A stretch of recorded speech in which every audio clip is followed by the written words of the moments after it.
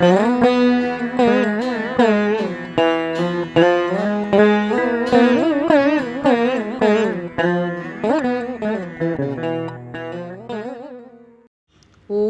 ஸ்ரீ கல்கி அகத்தீசாய நமோ நமக. சத்குரு அகத்திய மகரிஷிகள் வழங்கிய ஆயில்ய நட்சத்திர அருளுரை. ஈசனின் அடி தொழுதே அகத்தீசன் உரைக்கின்றேன். மானுட குலம் உய்வுற வேண்டும் எனில் ஆன்மாக்கள் விண்ணேறிடல் வேண்டும். எந்த ஒரு ஆன்மாவும் உடல் எனும் இயங்கும் கருவியினை விண்ணிற்கு ஏற்றிடல் இயலாது. எனினும் ஆன்மா எனும் ஒளியினை எளிதாய் விண்ணேற்றிடலாம். உடலினை ஒளியாய் உருமாற்றுவது என்பது எந்த ஒரு மானுட ஆன்மாவிற்கும் சாத்தியமான செயலாக இருப்பினும் கலியின் எல்லையில் காலத்தின் அங்கமும் காலத்தினால் உருவான சூழல்களின் அங்கமும் தடைகள் விதித்திடும். எனில் உணர வேண்டியது யாது? ஒளியாகிய ஆன்மாவினை ஒளி கூட்டத்தோடு பிணைத்திடல் வேண்டும். கருவியாகிய உடலை மண்ணோடு கரைத்திடல் வேண்டும். ஒவ்வொரு திங்களும் உருவாகும் ஆயில்யம் எனும் நட்சத்திர கூட்டத்தின் ஒளியானது ஏன் புவியினை தீண்டுகின்றது? அதன் பலன் என்ன? மனிதர்கள் என்று இப்பூமியில் உதிக்கின்றனர் என்பதனை கண்காணிக்க நட்சத்திர கூட்டங்களின் இருப்பு நிலைகளை கண்டு அறிகின்றனர். ஒவ்வொரு நட்சத்திரம் எனப்படும் விண்மீனும் தனித்து நிலைப்பதில்லை. பல விண்மீன்கள் ஒன்றிணைந்தே காணப்படும். வெகு சிலரே இப்பூமியினை விடுத்து விண்ணேறிடவும் நட்சத்திர அங்கங்களின் இருப்பு நிலைகளை கண்டுணர்ந்து செயல்புரிகின்றனர். ஆயில்ய அருளுரை என்பது எதனை குறிக்கின்றது? பலரும் யாம் அகத்தியனாய் இப்பூமியில் உதித்திட்ட கால அங்கத்தின் இருப்பு நிலையான ஆயில்ய நட்சத்திர கூட்டம் இப்பூமியோடு பூரண தொடர்பு கொள்ளும் கால அங்கத்தினில் யாம் உரைப்பவையே ஆயில்ய அருளுரை என்று கருதுகின்றனர். அவ்விதம் கண்டுணர்ந்திடல் ஆகாது. ஆயில்யம் எனப்படும் விண்மீன்கள் வழங்கிடும் ஒளியானது இப்பூமியில் நேரிடையாக பிரதிபலிக்கும் தருணம் அவ்விண்மீன்களின் உணர்வு அலைகள் யாவும் மானுட ஆன்மாக்களை தீண்டிடும். அத்தகைய உணர்வு அலைகளே அருளுரைகளாக உருமாறுகின்றன. அனுதினமும் ஓர் நட்சத்திர மண்டலம் என்பது பூமியோடு ஒளி தொடர்பினை அதிகரிக்கும். அத்தருணம் மானுட ஆன்மாக்கள் யாவரும் அவ்விண்மீன்களின் ஆற்றல்களால் நிறைக்கப்படுவர். ஆயில்ய நட்சத்திர கூட்டத்தில் 4 அதிமுக்கிய ஆன்மாக்கள் உண்டு. மேலும் பற்பல ஆன்மாக்களும் உண்டு. எனினும் அவர்களின் உணர்வு அலைகள் எனப்படும் தன்மைகள் திங்களுக்கு ஓர் முறை இப்பூமியின் சக்தி கலசத்திற்குள் எளிதாய் களப்புறும். பிரபஞ்ச சக்தியினை உணவாக ஏற்கும் ஆன்மாக்கள் ஆயில்ய விண்மீன் கூட்டங்களின் அளப்பரிய தன்மை நிறைந்த உணர்வு அலைகளை ஒளி ரூபமாக ஏற்றால் முக்தி நிலையை ஏற்றுவிட வேண்டும் என்ற எண்ணத்தினை ஆழமாய் பெற்றிடுவர். ஏனெனில் வழங்கும் தன்மையை கொண்டே பெறப்படும் தன்மையும் மாற்றம் அடையும். ஏன் இத்தருணத்தில் யாம் ஆயில்ய விண்மீன்கள் குறித்து எடுத்துரைக்கின்றோம் எனில் அதன் தன்மை குறித்து யாவரும் உணரும் பொருட்டே. ஆயில்ய நட்சத்திரம் இப்பூமியை சமீபமாய் தீண்டுகின்ற தருணத்தில் மனிதர்களுக்கு புற வாழ்வினில் ஓர் விரக்தி நிலை உருவாகும்.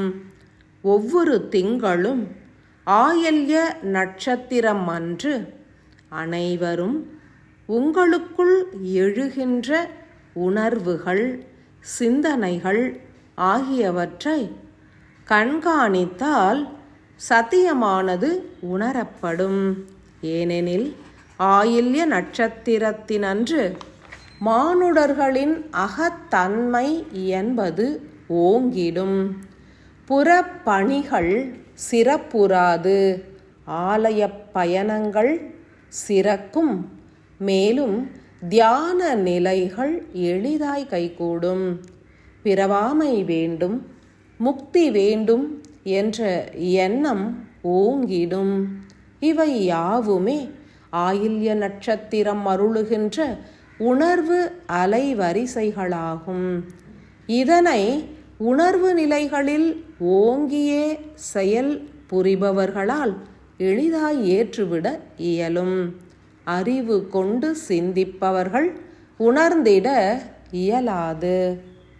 அவ்வகையில் 3 நட்சத்திர கூட்டங்களின் உணர்வு அலை வரிசைகளை தீர்க்கமாய் பற்றுவோருக்கு எளிதாய் புறப்பற்றுகள் நீங்கிவிடும்.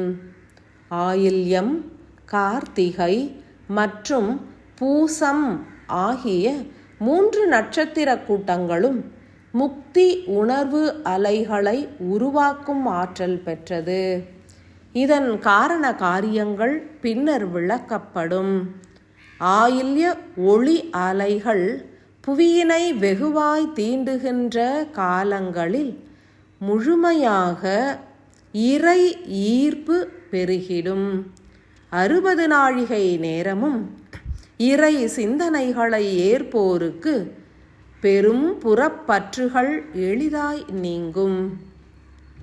ஆயில்ய ஒளி சக்தி என்பது 60 நாழிகை அடங்கிய ஒரு தினம் முழுவதும் இப்புவியினில் வாழ்கின்ற ஆன்மாக்களுக்கு ஈர்ப்பின் மூலம் விண்ணுலகத்திலிருந்து அழைப்பு விடுக்கப்படும். எனில் அத்தருணத்தில் உணர்வோர் யாவரும் இறை வழிபாடுகளில் ஈடுபடுவர். அன்பு நிறைந்த எமது சீடர்கள் அத்தருணத்தில் ஒன்று கூடி பிரார்த்தனைகள் புரிவது, வழிபாடுகள் இயற்றுவது, கிரிவலம் எனப்படும் அகஜோதியான ஆன்மாவினை உருகி துதித்து அண்ணாமலையாரையும் வலம் வருவது போன்றவை யாவுமே அதீத பலனை நல்கிடும்.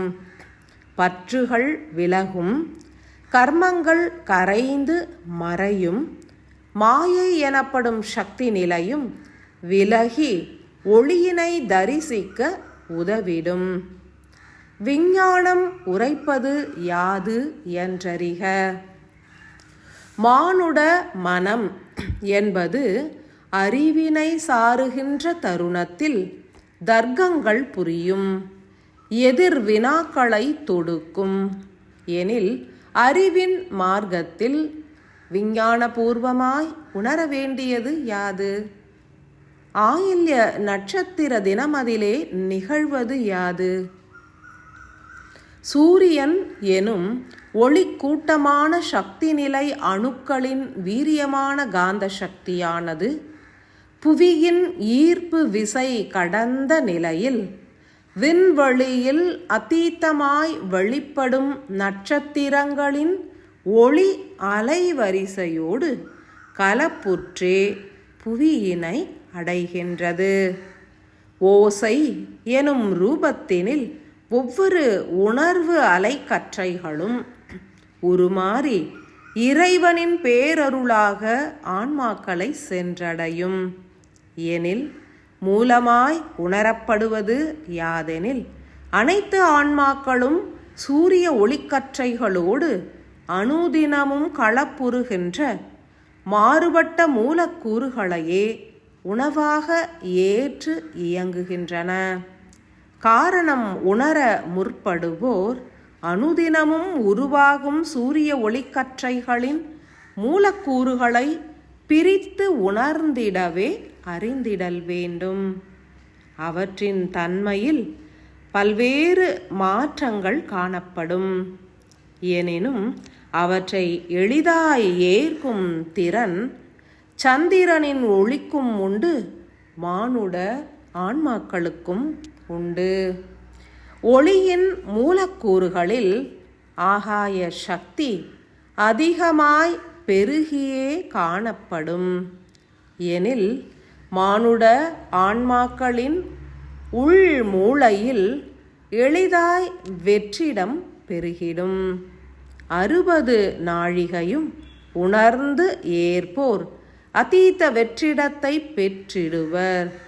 மேலும் உள் ஏற்கப்பட்ட பற்பல பதிவுகள் கரைந்து வெளியேறிவிடும்.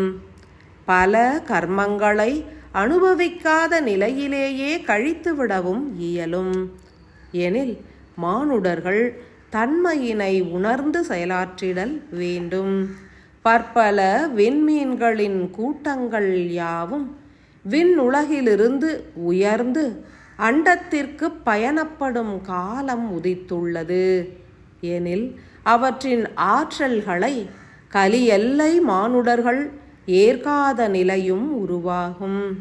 அதன் முன்னர் அனைவரும் அனைத்து மானுடர்களையும் விண்ணேற்றிடவே முனைதல் வேண்டும் என்றே யாம் எமது அன்பு சீடர்களை கோருகின்றோம். உணர்ந்து செயலாற்றிட உன்னத நிலைகள் பெருகிடும். அன்பு நிறைந்த ஆசிகள்.